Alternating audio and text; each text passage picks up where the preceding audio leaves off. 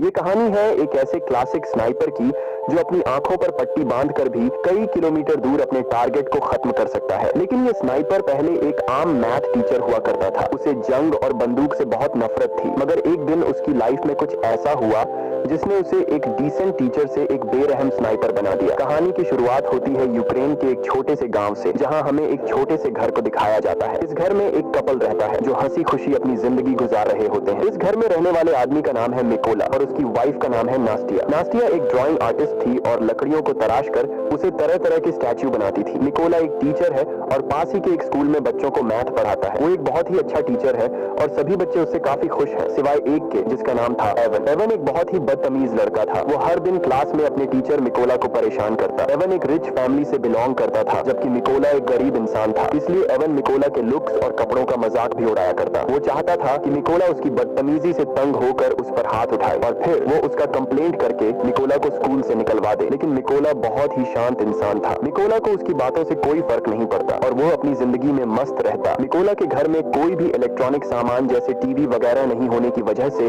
उसे दुनिया की खबर नहीं मिल पाती थी। एक दिन जब मिकोला अपने स्कूल में था, तब उसने टीवी पर एक खबर सुनी कि रशिया ने यूक्रेन पर हमला कर दिया है, जिसमें बहुत से सोल्जर्स मारे गए हैं और रशिया ने यूक्रेन की बहुत सी जगहों पर कब्जा कर लिया है। शाम को जब मिकोला अपने घर आया तो उसे यह बात पता लगी कि उसकी वाइफ प्रेग्नेंट है। ये जानकर उसे बहुत खुशी हुई क्योंकि अब मिकोला फादर बनने वाला था। इन दोनों ने मिलकर इस खुशी को सेलिब्रेट किया। अगले दिन मिकोला अपनी वाइफ को बाय बोलकर स्कूल की तरफ बच्चों को पढ़ाने के लिए अपनी साइकिल पर निकल पड़ा। लेकिन जब वो रास्ते में था, तब उसने दो सोल्जर्स को देखा जो सिगरेट जलाकर एक अलग सी वर्दी पहनकर खड़े थे। वो वर्दी किसी यूक्रेनियन सोल्जर्स की बिल्कुल भी नहीं थी, जिससे देखकर उसे कुछ अजीब लगा। लेकिन मिकोला ने सोचा कि शायद सरकार ने सोल्जर्स की वर्दी को चेंज कर दी हो, इसीलिए मिकोला ने उस पर ज्यादा ध्यान नहीं दिया और जल्दी से अपने स्कूल पहुंचा। लेकिन जब वो स्कूल के अंदर आया तो उसने देखा कि पूरा का पूरा स्कूल खाली पड़ा है। कोई एक बच्चा भी स्कूल में नहीं आया। ये देखकर उसे गड़बड़ महसूस हुई। तभी उसने टीवी पर न्यूज देखा जिसमें बताया जा रहा था कि रशिया के सोल्जर्स यूक्रेन पर कब्जा करने के लिए यूक्रेन में घुस चुके हैं और अब उसे एहसास हुआ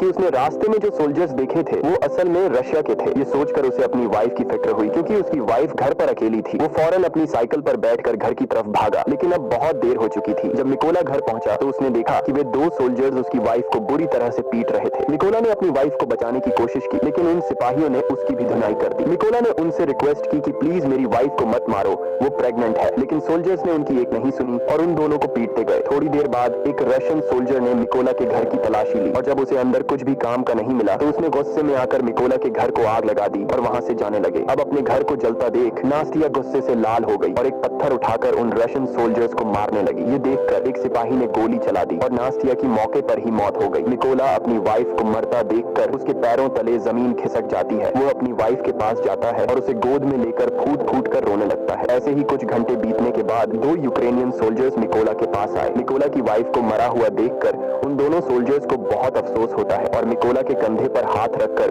उसे हिम्मत न हारने को कहते हैं। उसके बाद उन दो सोल्जर्स ने मिकोला की वाइफ के लिए कब्र खोदना शुरू किया और एक कब्र खोदकर मिकोला से कहते हैं कि तुम यहाँ पर अपनी वाइफ को दफना दो। अपनी वाइफ की मौत के बाद मिकोला पूरी तरह से टूट चुका था। अब वो बिल्कुल अकेला रह चुका था। उन रशियन सोल्जर्स ने न सिर्फ उसकी वाइफ को मार डाला बल्कि मिकोला के आने वाले बच्चे और उसके घर को भी जला दिया। इसलिए अब वो बदले की आग में जल रहा था और उसे हर हाल में उस रशियन सोल्जर को मारना था जिसने उसकी बीवी पर गोली चलाई थी। उस सोल्जर से बदला लेने का एक ही रास्ता था कि वह यूक्रेनियन सोल्जर्स में शामिल हो जाए। इसीलिए वह यहीं पर उन दो सोल्जर से रिक्वेस्ट करता है कि प्लीज मुझे भी अपने साथ ले चलो, मैं भी यूक्रेन आर्मी में शामिल होना चाहता हूँ। इसके बाद वे दोनों सोल्जर्स मिकोला की बात मान लेते हैं और उसे गाड़ी में बैठाकर मिलिट्री बेस ले जाते हैं। जाने से पहले मिकोला अपनी वाइफ के हाथों का बनाया हुआ छोटे से स्टैच्यू को अपने पास रख लेता है जो उसकी वाइफ ने इसकी रक्षा के लिए बनाया था। जब ये लोग मिलिट्री बेस पहुंचते हैं तो वहां उनका सीनियर मिकोला को देखकर उन दो सोल्जर्स पर गुस्सा करने लगता है और मिकोला को फौज में भर्ती करने से मना कर देता है क्योंकि उनके सीनियर को मिकोला पर शक होने लगता है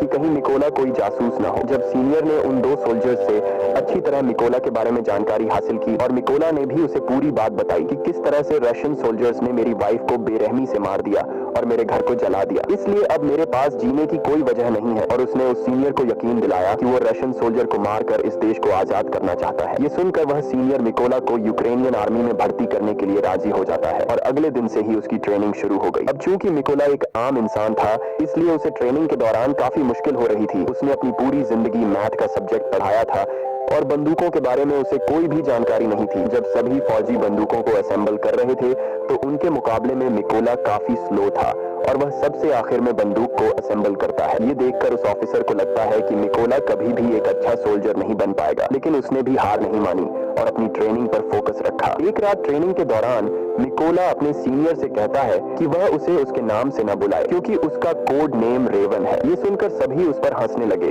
और सीनियर ने उसे बताया कि कोड नेम इतनी आसानी से नहीं मिलता, उसके लिए सोल्जर को देश के लिए कोई बड़ा कारनामा करना पड़ता है। मिकोला ने इन बातों को नेगेटिव नहीं लिया और वह और ज्यादा मेहनत करने लगा। रात को जब सभी सिपाही सो रहे होते थे तो तब भी मिकोला चीजों को सीखने की प्रैक्टिस करता। एक दिन सीनियर सभी सोल्जर्स को बताता है कि हमारे पास स्नाइपर्स की कमी है और हमें इस नंबर को बढ़ाना होगा ताकि हम रशियंस का मुकाबला कर सकें। यहाँ सीनियर सभी से पूछता है कि तुम में से कितने लोग स्नाइपर बनना चाहते हो। ये सुनकर कुछ लोग खड़े होते हैं और उन लोगों के बीच मिकोला भी होता है क्योंकि वह भी एक स्नाइपर बनना चाहता था। मिकोला को देखकर सभी सोल्जर्स हंसने लगे। मिकोला को देखकर उसका सीनियर उससे कहता है कि तुम अभी एक स्नाइपर बनने के लिए तैयार नहीं हो, तुम तो एक गन को असेंबल और डीअसेंबल भी अच्छी तरह से नहीं कर पाते, तो स्नाइपर बनना तो दूर की बात है। इस पर मिकोला कहता है कि मैं एक अच्छा स्नाइपर बन सकता हूँ, मुझे खुद को साबित करने के लिए सिर्फ एक मौका चाहिए। ये सुनकर सीनियर मिकोला से कहता है कि ठीक है, ये लो, तुम्हें इस बंदूक को सिर्फ 20 सेकंड के अंदर असेंबल करना होगा। अब खुद को साबित करने के लिए मिकोला अपनी आंखों पर पट्टी बांध लेता है और फटाफट से गन को खोलकर उसे दोबारा से जोड़ देता है और इस काम को करने में उसे सिर्फ 18 सेकंड लगे। मिकोला की फुर्ती को देखकर सभी हैरान रह जाते हैं। जो लोग पहले उस पर हंस रहे थे अब वे मिकोला के लिए तालियां बजाने लगे। वह सीनियर भी मिकोला से इंप्रेस हुआ और अब उसकी काबिलियत को देखकर उसे भी स्नाइपर ट्रेनिंग में शामिल कर लिया जाता है। ट्रेनिंग के दौरान मिकोला को एक पुराने मॉडल की गन पकड़ा दी जाती है जबकि बाकी लोगों को नए मॉडर्न वेपन्स दिए जाते हैं। ये देखकर मिकोला भी मॉडर्न वेपन्स की डिमांड करता है, जिस पर वहाँ का सीनियर उसे कहता है कि अगर तुम्हें वह गन चाहिए तो तुम्हें खुद को साबित करना होगा। अब मिकोला के पास कोई और ऑप्शन नहीं था, इसलिए उसे जो मिला वह लेकर वहाँ से निकल गया। ट्रेनिंग के दौरान सीनियर सबको बताता है कि एक स्नाइपर के सामने चाहे कोई भी सिचुएशन क्यों ना आ जाए, लेकिन वो अपनी जगह से 1 इंच भी नहीं हिलता और अपने टारगेट पर निशाना बनाकर रखता है। इसकी प्रैक्टिस के लिए सीनियर सभी के पास गोलियां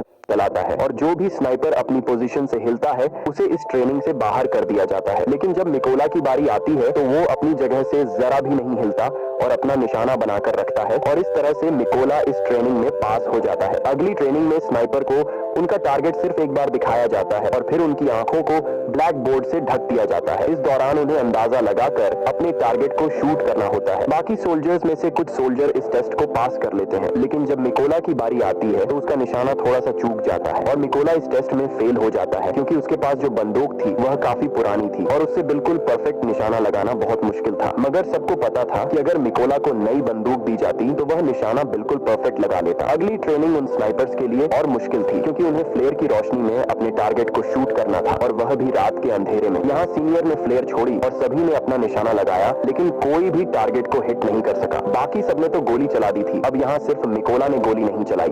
वो समझ जाता है कि फ्लेयर की रोशनी में डायरेक्ट निशाना लगाना पॉसिबल नहीं है, इसलिए जब सीनियर ने फ्लेयर छोड़ा था तो उसने गोली चलाने के बजाय फ्लेयर की रोशनी में अपने टारगेट की दूरी का अंदाजा लगाया और अपनी मैथ की नॉलेज को यूज करके एक परफेक्ट शॉट मारा। ये देखकर उसका सीनियर और बाकी सोल्जर्स हैरान रह गए। ये टास्क आज तक किसी ने भी कंप्लीट नहीं किया था, सिर्फ मिकोला ने कर दिखाया। सीनियर मिकोला से काफी इंप्रेस हुआ और उसे उसका मनचाहा कोड नेम रेवन दे दिया। ऐसे ही दिन बीतते गए और मिकोला जी जान से अपनी ट्रेनिंग में लगा रहा और फाइनली वह दिन भी आ गया जब उनकी ट्रेनिंग का रिजल्ट आने वाला था। यहाँ कर्नल ने मिकोला को सल्यूट किया और उसे बताया कि उसने इस टेस्ट को पास कर लिया है। थोड़े दिनों बाद कर्नल मिकोला के पास आता है और उससे कहता है कि वह अपना सामान पैक कर ले क्योंकि उन्हें एक मिशन पर जाना है। खबर आई है कि कुछ रशियन सोल्जर्स ने एक चेक पोस्ट पर कब्जा कर लिया है और यहाँ से असली कहानी शुरू हुई। जल्दी मिकोला की टीम इस लोकेशन पर पहुंच गई और अपना निशाना लगाकर बैठ गई और अभी यह लोग उन रशियन सैनिकों को मारने ही वाले थे कि तभी उन्हें दूर एक गाड़ी दिखाई दी जो चेक पोस्ट की तरफ बढ़ती जा रही थी, जिसकी वजह से कर्नल सबको शूट न करने के लिए बोलता है। उधर रशियन सैनिकों ने गाड़ी को रोक लिया और अंदर मौजूद लोगों से बाहर आने को कहा। उन्होंने उनके पासपोर्ट्स को चेक किया और पूरी गाड़ी की भी तलाशी ली और जब सब ठीक रहा तो उन सैनिकों ने उन्हें जाने की परमिशन दे दी, लेकिन उनके पासपोर्ट्स को अपने पास रख लिया। जब उन लोगों ने पासपोर्ट वापस मांगा तो उन सैनिकों ने उन्हें खूब मारा। ये सब देखकर कर्नल ने अपने सैनिकों को फायर करने का ऑर्डर दिया तो एक ही झटके में सभी स्नाइपर्स अपने अपने टारगेट्स को निपटा देते हैं और इस तरह से उनका पहला मिशन कंप्लीट हुआ। मिशन के बाद जब सभी बेस पर लौटे तो मिकोला ने देखा कि उसके बहुत से साथी बेस पर मौजूद नहीं है। वो परेशान हुआ कि आखिर सब कहाँ चले गए। जब उसने पूछा कि मेरे बाकी साथी कहाँ हैं तो उसे बताया गया कि उसके बाकी साथियों को एक दूसरे मिशन पर भेजा गया है। अगले दिन मिकोला को खबर लगी कि जिस मिशन पर उसके साथी गए थे, उस मिशन के दौरान उसके बहुत से साथी मारे गए हैं और उन सभी लोगों को एक रशियन स्नाइपर ने मारा है। उस स्नाइपर का नाम सीरी था और वह रशिया का सबसे बेहतरीन स्नाइपर था। ऐसे ही कुछ दिन बीत गए और मिकोला अपने साथियों के साथ अपने अगले मिशन पर निकल गया। लोकेशन पर पहुंचकर उन्होंने चारों तरफ माइंस बिछा दी और अपनी पोजीशन लेकर बैठ गए। थोड़ी देर बाद रशियन सैनिक वहां पहुंच गए और उन सैनिकों के साथ एवन भी था। एवन वही लड़का था जो स्कूल में मिकोला को परेशान किया करता था और अब उसने रशियन आर्मी ज्वाइन कर ली थी। लेकिन जैसे ही कर्नल शूट करने का ऑर्डर देता है, तब मिकोला थोड़ा सा घबरा गया क्योंकि वह अपने स्टूडेंट को नहीं मारना चाहता था। लेकिन फिर मिकोला अपने जज्बात को साइड पर रखकर वहां रखे लैंड माइंस को शूट करता है तो वहां एक जोरदार धमाका होता है जिससे इवन समेत सभी रशियन सोल्जर्स मारे जाते हैं।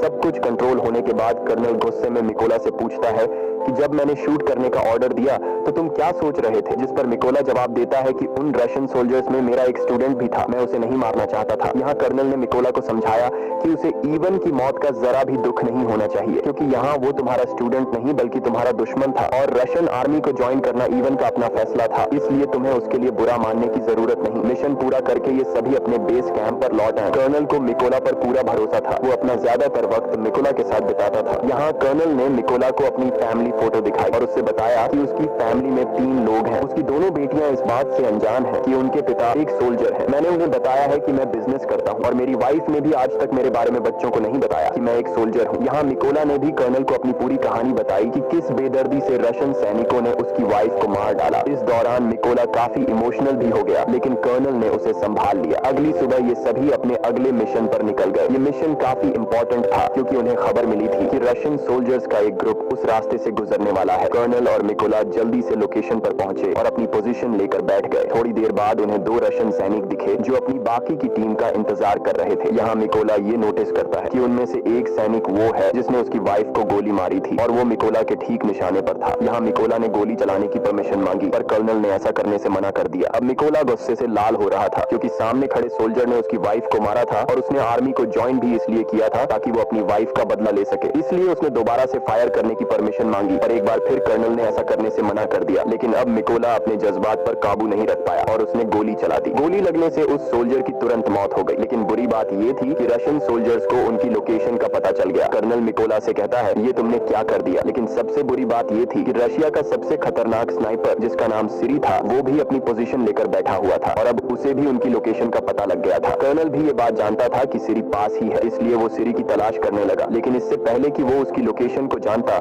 सीरी ने उसे एक हेडशॉट दे दिया और कर्नल की मौके पर ही मौत हो गई। अब मिकोला को समझ आया कि उसने कितनी बड़ी गलती कर दी है। उसकी गलती की वजह से कर्नल की जान चली गई। मिकोला को पता लगा कि रशियंस को उनकी लोकेशन का पता लग चुका है। उधर रशियन सोल्जर्स ने भी मिकोला के ऊपर जोरदार फायरिंग और बमबारी शुरू कर दी। अब बिगड़ते हालात को देखते हुए मिकोला ने पीछे हटने का फैसला किया। उसने कर्नल की बॉडी उठाई और अपनी पोजीशन से पीछे आने लगा। जल्दी वो दुश्मनों के इलाके से बाहर आ गया और सीधा अपने बेस पर पहुंचा। मिकोला को कर्नल की मौत का काफी अफसोस था और वो खुद को उसका जिम्मेदार ठहरा रहा था। यहाँ उसने कसम खाई कि वो सीरी को जान से मार देगा और कर्नल की मौत का बदला लेगा। जल्दी मिकोला को 2 रशियन स्नाइपर्स की खबर मिली और वो फौरन अपने अगले मिशन पर निकल गया। वो अपनी लोकेशन पर पहुंचा और अपना निशाना लगाकर बैठ गया। जल्द ही उसने स्नाइपर को मार गिराया पर उस स्नाइपर को मारते दौरान एक दूसरे स्नाइपर ने मिकोला को बाजू पर गोली मार दी थी। लेकिन उसने हार नहीं मानी और जैसे तैसे करके उस दूसरे स्नाइपर को भी मार गिराया। अब चूंकि वो काफी घायल था इसलिए वो एक सीक्रेट बेस पर चला गया और अपनी बॉडी को थोड़ा आराम देने लगा। इस दौरान उसे आर्मी के मेजर का कॉल आया और उसने मिकोला को बताया कि हमने उस स्नाइपर का पता लगा लिया है जिसने कर्नल को मारा था। उसके बाद मिकोला अपने बेस पर पहुंचा और यहाँ मेजर सभी को स्नाइपर के बारे में बताने लगा। मेजर बताता है कि उस स्नाइपर का नाम सीरी है और वो रशिया का सबसे बेहतरीन स्नाइपर है।